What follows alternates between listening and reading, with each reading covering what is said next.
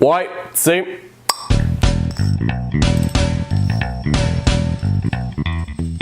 La liberté d'expression. Guys, faut qu'on se parle pendant qu'on a encore le droit. Si 2017 a été l'année des scandales politiques, l'année des scandales sexuels et l'année des Trudeau qui pleurent, elle a été aussi une autre année où la liberté d'expression en a pris un coup. Dans plusieurs campus au Canada et aux États-Unis, plusieurs panélistes ont été barrés de parler. Parce que plusieurs pensent que leurs idées sont ridicules et que certaines personnes croient que ça frôle le discours de la haine. Bon, là on va mettre quelque chose au clair. Je suis pas à la droite, je suis pas un extrémiste, puis je crois sincèrement que tout le monde, peu importe sa race, peu importe son orientation sexuelle, son genre ou sa préférence entre crémeuse ou traditionnelle, a le droit de se sentir en sécurité chez eux. Ça serait rien que de moi, on aurait tous un salaire garanti par l'État, on aurait le droit de marier des objets inanimés, si c'est ça que t'aimes. Les infirmières seraient payées plus que les médecins parce que ils dealent avec plus de marde.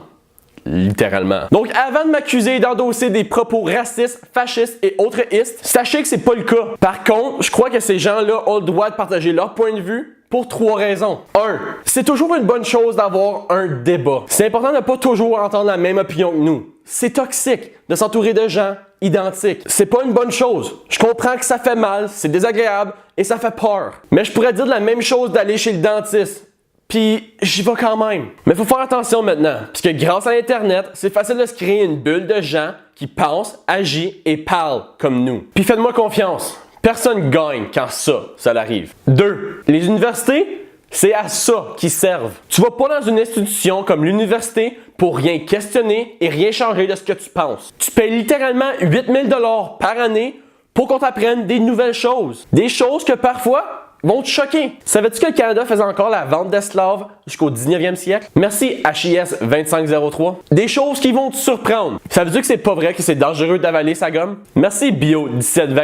Et plusieurs choses inutiles. Savais-tu que l'instrument préféré des Athéniens, c'était la flûte? Je dirais merci à CIV 1502, mais c'était un gaspillage complet de mon temps. Point is, l'université, c'est un bassin de connaissances. Faut pas se limiter. 3. On a tout à gagner de les laisser parler, ces gens-là. Plus qu'ils disent de conneries, plus qu'on va se rendre compte qu'ils sont caves. Les empêcher de parler, c'est de leur rendre service. Ça les fait plus edgy, plus cool. Quand t'es extrémiste, rien augmente ton statut comme être barré d'un endroit. Tu sais Kevin, notre athlète de 9e année, qui peut plus aller au Foot Locker parce que il s'est fait pogner à essayer de voler une paire de lacets jaune fluo. Se faire barrer d'une université, c'est la même affaire quand t'as 50 ans et plus. Ça te score des points à solide. Empêcher quelqu'un de parler parce qu'on a peur de ce qu'il va dire, c'est inutile. Ces gens-là connaissent YouTube, Twitter, Facebook, Instagram. Ils savent comment passer un message. Les empêcher de parler devant des gens, c'est nous empêcher de les confronter. De leur poser des questions après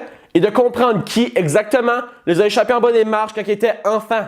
Donc, s'il vous plaît, laissez les gens faire leur discours. C'est à nous d'avoir une tête sur les épaules et de choisir à qui et en quoi on croit. Si vous n'êtes pas capable de faire ça, alors peut-être que l'université, c'est pas la place pour vous. By the way, je dis pas que tout devrait pouvoir être dit sans fondement. La liberté de quelqu'un finit là où celle des autres commence. Il faut pas que ces gens-là encouragent l'abus physique ou verbal. Je dis juste que si quelqu'un veut dire à voix haute que Obama est un lézard déguisé, agent secret de ISIS né au Kenya et qui prend des bains dans du sang de vierge, on a vraiment tout à gagner d'écouter ces morons-là.